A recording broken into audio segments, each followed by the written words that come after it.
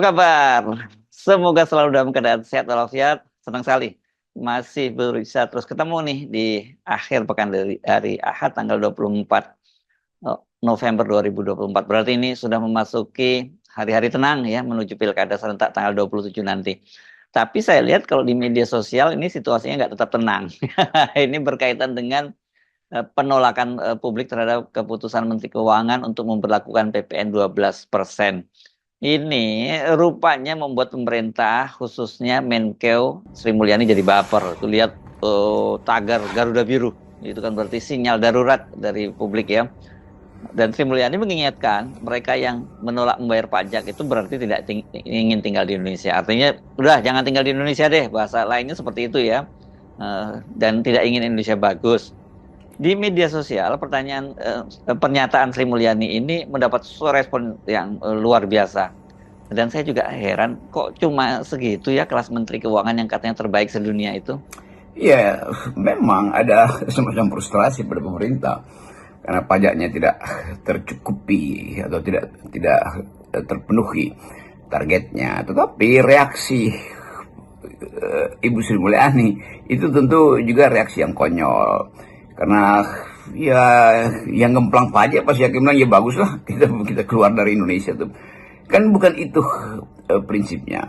Orang yang bisa bayar pajak tentu karena kemampuan ekonomi dia ada. Maka kalau dia nggak bayar, dia dikejar, justru dikejar kemana? Ya sampai ke luar negeri justru dikejarnya.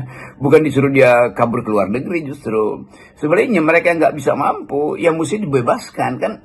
Itu dasarnya kan pajak itu artinya keseimbangan antara perintah undang-undang dan kemampuan membayar. Jadi harus di situ prinsipnya pemahaman tentang pajak. Pajak itu adalah cara biadab untuk mempertahankan peradaban. Itu kira-kira itu dalilnya. Nggak ada orang yang mau dipajak. Tetapi semua akan mengatakan bahwa kalau peradaban itu menghasilkan keadilan, ya orang mau bayar pajak. Jadi dasarnya itu. Apalagi kalau kita terangkan lebih lanjut bahwa kalau pajak itu akhirnya tidak kembali pada prinsip kesetaraan akses terhadap semua sumber politik dan ekonomi, ya pajak itu artinya itu pemerasan kan, itu intinya tuh. Nah, kita bisa paham atau saya bisa paham frustrasinya Ibu Sri Mulyani karena tekanan pembiayaan itu harus ada pada dia tuh. Tapi sekali lagi kan Sri Mulyani sekedar sebagai kasir tuh. Jadi pastikan bahwa tidak ada ancam-mengancam di situ yang sifatnya konyol. Justru mesti diancam oleh Sri Mulyani bahwa Anda nggak bayar pajak, Anda kabur kemanapun akan saya kejar gitu. Negara akan kejar. Kenapa? Karena yang dikejar itu bukan wajib pajaknya, tapi hak negara untuk memperoleh pendapatan dan mendistribusikannya pada rakyat. Nah, filosofinya begitu. Supaya jelas bahwa fungsi negara adalah mendistribusikan kekayaan yang diperintahkan oleh undang-undang dasar kan. Kan konstitusi kita bilang pelihara fakir miskin. Dari mana? Ya dari pajak yang dikumpulkan negara. Dan dengan pajak itu terasa bahwa keseimbangan antara mereka yang mengeruk keuntungan dan mereka yang memerlukan bantuan. Jadi cuma itu dasarnya untuk menarik pajak. Nggak ada soal lain di situ. Nggak boleh dikait-kaitkan dengan suruh kabur keluar gitu. Itu walaupun itu argumen kemarahan, tapi itu konyol sebagai argumen. Pernyataan Sri Mulyani yang sangat tidak simpati itu saya menduga mungkin karena beliau itu terlalu ramai ya berada di kekuasaan ya Bung Rocky. Jadi hidupnya memang di awang-awang, nggak down to earth gitu. Dia tidak bisa ikut berempati dengan penderitaan rakyat terhadap emak-emak yang setiap hari berpikir mengelola duitnya dan bagaimana agar dapurnya tetap ngebul gitu ya. Dan mereka ini kan realitasnya dengan PPN 12.000 itu makin melarat.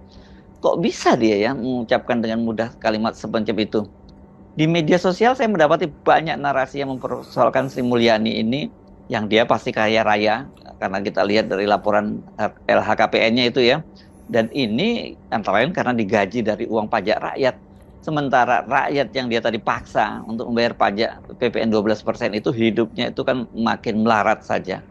Ya tentu kita bisa periksa lebih jauh, Mbak. Di belakang kalimat Sri Mulyani ada semacam ya politik pencitraan lah. Karena PPN dinaikkan 12% dan berlaku untuk semua rakyat, maka rakyat menganggap itu nggak adil. Karena mereka yang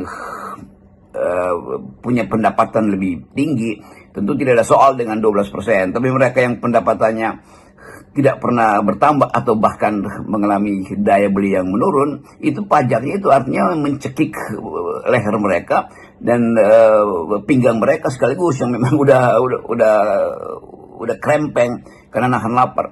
Jadi seolah-olah dengan mengucapkan silakan keluar dari luar negeri, itu juga nggak bisa menyelesaikan persoalan kan? Kan mestinya justru pajak progresif dijadikan alasan supaya hak rakyat yang menunggu beasiswa mereka, mak-mak yang di dompetnya tinggal ada 20.000 setiap pagi, masih harus bayar ongkos pergi ke sekolah walaupun sekolahnya gratis, kan itu mereka yang terbebani. Jadi jangan pencitraan itu seolah-olah nasionalistik betul, tetapi faktanya pemerintah tidak mampu untuk memberi pekerjaan pada rakyatnya, sehingga pajak yang disebut PPN itu jadi beban bagi mereka yang ada di bawah. Kan itu yang mesti diterangkan. Jadi seolah-olah pemerintah melalui ucapan Ibu Sri Mulyani mau mengatakan bahwa kami ini patriotik, kami akan kejar mereka. Kalau kita nggak bisa kejar dan mereka kabur ke luar negeri, nah rasain tuh, nggak boleh tinggal di Indonesia. Iya, dia nggak tinggal di Indonesia, dia bisa tinggal di sekitar Indonesia dan bisa bolak-balik dengan menyogok petugas imigrasi. Tetapi dia akan hidup terus dengan kekayaan dia, sementara yang ditinggalkan di Indonesia rakyat yang setiap hari naik kendaraan umum itu terengah-engah untuk mengejar nafkah. Sementara setelah capek dia berhenti di warung makan tuh, warungnya udah naikin harga tuh. Dan jadi PPN itu kan pasti akan dibebankan pada konsumen. Jadi sekali lagi, kemampuan negara untuk mengargumentasikan kebijakannya itu harus juga didasarkan pada kemasukakalan argumentasinya, kemasukakalan alasannya. Bukan dengan sekedar pamer kekuasaan. Ini kan juga pamer kekuasaan. Silakan keluar dari Indonesia. Apa dasarnya Anda usir orang keluar dari Indonesia? Walaupun saya tahu itu ada semacam satire, tetapi itu di dalam kalimat itu dua hal terjadi. Yang satu adalah tanda frustrasi, yang kedua adalah tanda untuk menenangkan keadaan bahwa yang besar-besar itu akan saya usir dari Indonesia. Itu nggak ada alasannya itu, atau rasionalnya itu tidak terlihat di situ. Soal pajak ini kan bukan hanya soal mau bayar atau tidak, tapi pemerintah juga harus mempertanggungjawabkan dikemanakan, digunakan untuk apa pajak yang dibayarkan. Selain itu kan publik juga paham bahwa banyak sekali pengusaha besar, terutama yang mengeruk kekayaan sumber daya alam negeri ini, yang harusnya kalau amanat konstitusi itu digunakan untuk kesejahteraan rakyat, itu malah melarikan uangnya ke luar negeri ya, ngimpor ke luar negeri dan dananya diparkir. Ya persoalan dasarnya kan beban ekonomi itu yang harus ditanggung negara untuk menyelenggarakan pembangunan, tidak dibiayai dengan cara yang memungkinkan kita percaya bahwa pembiayaan itu menghasilkan kemakmuran. Jadi sekali Pak Prabowo misalnya mengatakan demi rakyat, maka harusnya ada konsekuensinya, yaitu apa? Ya kejar aset para koruptor, kan itu intinya kan. Perkuat tim untuk memanggil pulang bahkan mereka yang ada di luar negeri yang menyelundupkan harta mereka supaya tidak kena pajak. Jadi hal-hal semacam ini yang mesti diperlihatkan pada rakyat bahwa negara datang untuk menghasilkan keadilan sosial. Negara sudah memutuskan untuk merampas aset para koruptor itu, dan itu memang akan menimbulkan ketegangan politik karena siapa yang akan dirampas ya pejabat juga akan kena. Tapi begitu konsekuensinya, supaya keutuhan berpikir dan analisis yang dalam itu tidak membuat kita ragu untuk mendukung pemerintah, kan itu hanya itu dasarnya kan.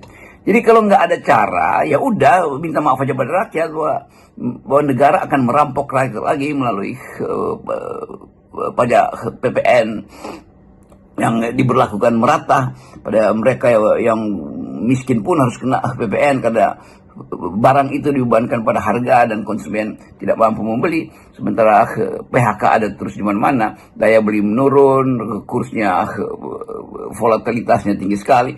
Jadi kemampuan rakyat untuk memprediksi keadaan dan mengatur strategi bertahan secara subsisten dalam ekonomi konsumsi ataupun rumah tangganya, itu menunjukkan protes yang betul-betul sudah sampai di ubun-ubun tuh. Jadi kalau rakyat mulai bikin apa namanya Garuda Biru yang anti anti bayar pajak, atau Garuda Biru yang memboikot belanja untuk memberi sinyal bahwa rakyat itu tidak mampu lagi untuk bernegosiasi dengan keputusan-keputusan yang memberatkan mereka, itu penanda pertama bahwa partisipasi publik atau bahkan kepercayaan publik pada pemerintah itu betul-betul merosot. Jadi jangan mengancam untuk suruh pergi ke luar negeri, justru tidak menyelesaikan soal tuh. Jadi back to screen one itu, bahwa kemampuan kita untuk membujuk rakyat itu harus diperlihatkan secara konkret. Orang seperti Sri Mulyani ini kan, dia justru orang yang harus paling ikut bertanggung jawab ya bersama Jokowi gitu ya, atas babak belurnya APBN kita saat ini. Karena kan dia adalah Menteri Keuangan di eranya Jokowi sampai 2 periode, dan dia juga itu yang memboroskan dana untuk membangun infrastruktur yang ugal-ugalan. Tidaknya dia selalu mengeluarkan duit yang diminta oleh Jokowi untuk bangun infrastruktur. Dan itu yang sekarang membuat utang kita membengkak, APBN jadi boncos. Ya, kita balik pada soal awalnya, Pak Sri Mulyani panik, frustrasi, dan terbebani. Karena perencanaan yang dari awal tidak dihitung secara matang. Jadi pemborosan yang terjadi itu juga di era Ibu Sri Mulyani jadi Menteri Keuangannya Pak Jokowi. Kan kita mesti lihat juga keterus-terangan Ibu Sri Mulyani, atau kita tagih keterus-terangan beliau, bahwa ini semua disebabkan karena cawe-cawe perencanaan, karena perintah politik yang melampaui daya dukung APBN ketika Sri Mulyani jadi menterinya Jokowi. Kan itu mesti diterangkan, kan ini semua kaitan dengan pertumbuhan ekonomi yang tak memadai untuk membackup ambisi dari Pak Jokowi, sehingga pada akhirnya Prabowo mesti membatalkan atau bahkan bukan sekedar menangguhkan, membatalkan proyek-proyek yang sifatnya konsumtif, proyek-proyek yang sifatnya mercusuar. Kan sudah diucapkan oleh Pak Prabowo bahwa anggaran akan dihentikan, di stop untuk hal-hal yang belum waktunya, yang kurang menyentuh secara langsung kepentingan rakyat.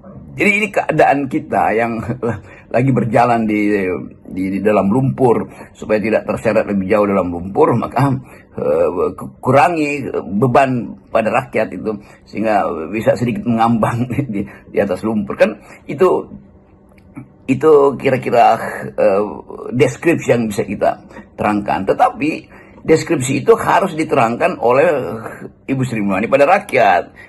Mereka tentu yang paham tentang hubungan makro-mikro ekonomi dengan efek inflasi atau efek daya beli yang tidak mungkin ditambahkan lagi, karena begitu ditambahkan bahkan dia berubah menjadi kekacauan tuh, tidak mungkin ditambahkan lagi semacam supply karena demandnya nggak ada itu. Ya iya, tapi keadaan ini harus kita pastikan sebagai perjuangan patriotisme. Ya itu sinyal begitu yang membuat kita meragukan bahwa apakah ada pekerjaan yang lebih masuk akal ketimbang sekedar cari uang dari dompet rakyat yang memang udah tipis. Kan itu intinya. Jadi pajak itu tidak menghasilkan lagi peradaban. Padahal prinsip dari awal adalah oke, silahkan berlaku biadab dengan merampok dompet rakyat, tetapi peradaban harus besok pagi